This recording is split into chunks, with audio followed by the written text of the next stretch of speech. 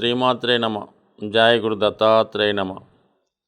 కర్కాటక రాశి వారికి ఫిబ్రవరి 18వ తారీఖు నుంచి 24వ తారీఖు మధ్యలో జరగబోయే వార ఫలాలు ఏ విధంగా ఉండబోతున్నాయనే విషయాన్ని మనం ఈ వీడియోలో పరిశీలించే ప్రయత్నం చేద్దాం. ముఖ్యంగా ఈ కర్కాటక రాశి వారికి ఒక విధంగా చూసినప్పుడు ఆకస్మిక ధనలాభం, ప్రభుత్వ పథకాలు అనుకూలంగా రావడం, అలాగే ఏమైనా దీర్ఘకాలికంగా ఏమైనా మీకు లాంగ్ టర్మ్ లోను లాంటిది ఏమైనా ప్రయత్నం చేస్తుంటే ఈ సమయంలో రావడం జరుగుతుంది. అంటే ధనాధిపతిగా ఉన్నటువంటి రవి అష్టమ స్థానంలో ఉన్నప్పుడు ఆకస్మిక ధనలాభం, ప్రభుత్వం నుంచి సడన్గా మీకు ఏదైనా ఒక శుభవార్త లాంటిది రావడం జరుగుతూ ఉంటుంది. సో అయితే కుటుంబపరంగా చూసుకున్నప్పుడు ఈ కుటుంబ స్థానాధిపతి శనితో కలిసి అష్టమ స్థానంలో ఉండడం వల్ల కుటుంబ సభ్యుల నుంచి మీకు వ్యతిరేకత రావడం కానీ, కుటుంబ సభ్యుల మధ్య పరస్పర అవగాహన లోపం కానీ, అలాగే వైవాహిక జీవితంలో భార్యాభర్తల మధ్య ఉన్నటువంటి సమస్యలు పెద్దవై అవి చాలా వరకు ఇబ్బంది పెట్టడం కానీ జరిగే అవకాశాలు ఎక్కువగా కనబడుతుంటాయి. కాబట్టి సాధ్యమైనంత వరకు మరి ఈ వివాహ సంబంధించిన విషయాల్లో, కుటుంబ సంబంధించిన విషయాల్లో చాలా జాగ్రత్తగా వ్యవహరించడం మంచిది. అలాగే మరి ఈ ప్రభుత్వ సంస్థల వల్ల, లేదంటే న్యాయవాదులు, పోలీస్ డిపార్ట్మెంట్ వారి వల్ల అవచ్చు, లేదంటే పెద్ద మనుషుల ద్వారా అవచ్చు, అనుకోకుండా కొద్దిగా ఇబ్బందికరమైనటువంటి సమాచారం కూడా రావచ్చు. సో ఈ కారణం వల్ల ఏదైనా జాతకుడు మనకి సంబంధం లేని విషయాలకి దూరంగా ఉండడం మంచిది. కుటుంబ సంబంధించిన వరకు మరి ఈ కుటుంబ సభ్యులతో సావకాశంగా నెమ్మదిగా వ్యవహరించడమే మంచిది. అలాగే ప్రభుత్వ ఉద్యోగులకు కానీ, ప్రైవేట్ ఉద్యోగస్తులు కానీ సడన్గా ఉద్యోగంలో మార్పు కానీ, సడన్గా ఏమైనా ఉద్యోగపరమైన సమస్యలు కానీ వచ్చే అవకాశం ఉండదు. సో దీని అంతటికీ కాక మరి శని ప్లస్ రవిల కలయిక ఈ విధంగా మంచి చెడు కూడా వచ్చే అవకాశం ఉంది. ఇక సప్తమ స్థానంలో కూడా కుజగ్రహ సంచారం జరుగుతుంది. అంటే సాధారణంగా అందరికీ తెలుసు, సప్తమంలో కుజుడు ఉన్నప్పుడు మరి వివాహ జీవితంలో కొన్ని సమస్యలు ఎదురవుతుంటాయని. అయితే కుజుడు ఈ రాశి వారికి యోగకారకుడు, పైపెచ్చి ఉచ్చులో సప్తంలో ఉన్నాడు కాబట్టి జీవిత భాగస్వామి యొక్క హోదా పెరుగుతూ ఉంటుంది. వాడు చాలా డిగ్నిఫైడ్గా, అథారిటేటివ్గా ఉండే అవకాశం ఉన్నది.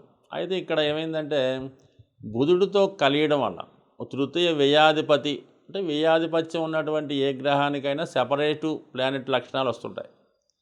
ఆ వ్యయాధిపతిగా ఉన్నటువంటి బుధుడు కూడా సప్తమ స్థానంలో సంచరించి ఈ కుజగ్రహంతో కలిసి ఉండడం వలన సాధారణంగా రెండు శత్రుగ్రహాలు ఏ భావంలో పడితే ఆ భావం 100% పాడవడం జరుగుతుంటుంది. ప్రస్తుతం ఈ విధంగా మరి భార్యాభర్తల మధ్య చిన్నవి పెద్దగా అవ్వటం, విభేదాలు రావడం జరిగే అవకాశం ఉంది.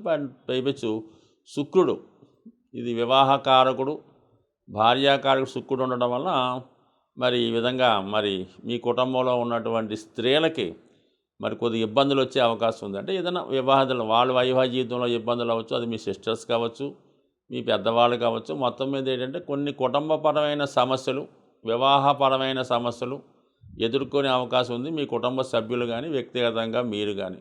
సో ఇది కొద్దిగా జాగ్రత్తగా పరిశీలించుకోవడం మంచిది.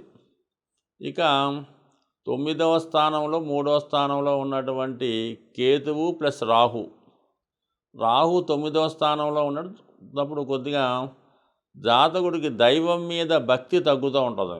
ప్రతిరోజు తను దినచర్యగా చేస్తున్నటువంటి పూజా పునస్కార కార్యక్రమాలు కానీ, దేవాలయ దర్శనం కానీ, ఆధ్యాత్మిక కార్యక్రమాలు ఏదో విధంగా ఆటంకం కలిగే అవకాశం ఉంది. అంటే జాతకుడు వ్యక్తిగతంగా ఏదో కారణాల వల్ల దాన్ని మానివేయవచ్చు, లేదంటే ఇంకో విధంగా ఏదన్నా జరగడం వల్ల కూడా ఇటువంటి పుణ్య కార్యక్రమాలు మానివేసే అవకాశాలు కూడా ఉండే అవకాశం ఉంది. బట్ ఏదైనా ఈ సమయంలో జాతకుడు మన సాంప్రదాయానికి విరుద్ధంగా కొన్ని నిర్ణయాలు తీసుకోవడం, సాంప్రదాయానికి విరుద్ధంగా ప్రవర్తించడం, అలాగే ముఖ్యంగా వివాహాలకు సంబంధించిన విషయంలో కొద్దిగా కాంట్రవర్సీ మ్యారేజ్కి సపోర్ట్ చేయడం కానీ, వ్యక్తిగతంగా జాతకుడు కూడా అలా కొద్దిగా inter caste marriages, inter religion marriage లాంటివి మొగ్గు చూపే సూచనలు కూడా ఉండే అవకాశం ఉంది ఈ శాపంలో.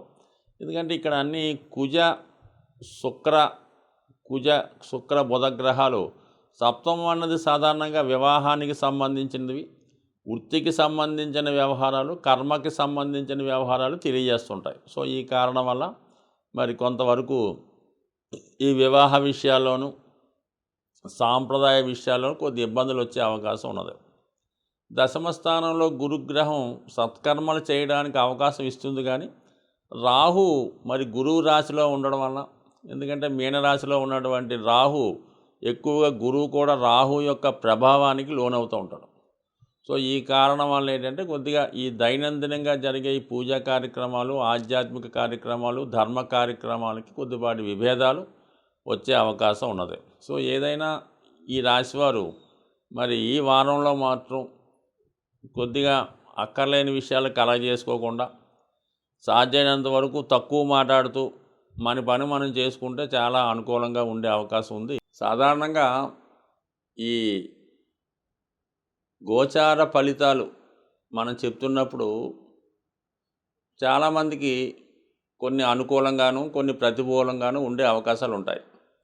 సో ఏదైనా ఈ గోచారం జాతకంలో జరుగుతున్నటువంటి దశలు జాతకుని యొక్క జన్మ జాతకం మీద మాత్రమే ఆధారపడి ఉంటాయి. అప్పుడు జరుగుతున్నటువంటి దశలను బట్టి జీవితం నడుస్తుంటుంది. అంటే గోచారం ఏం చేస్తుందంటే జాతకంలో ఉన్న ఫలితాలు ఈ గోచారంలో వచ్చే స్థానం వచ్చినప్పుడు అవి ఫలితం రావడం జరుగుతుంటుంది. సాధారణంగా ఈ సప్తమ స్థానంలో గురువు వస్తే వివాహం జరుగుతుందని చెప్తాం. అలాంటప్పుడు మరి 12 రాశుల్లో ఒక రాశి వారికి కంప్లీట్గా వివాహం జరగాలి కదా, అలా జరిగే అవకాశం ఉండదు. అంటే జాతక చక్రంలో వివాహం యోగ్యత ఉండి ఆ వివాహం జరిగే దశ నడుస్తున్నప్పుడు గోచారంలో మరి రవిగ్రహం ఏ సంవత్సరంలో వివాహం జరుగుద్ది అన్న విషయాన్ని నిర్ణయిస్తుంది. అలాగే రవిగ్రహం సూర్యభగవానుడు ఏ నెలలో వివాహం జరుగుతుంది అని చెప్తుంది.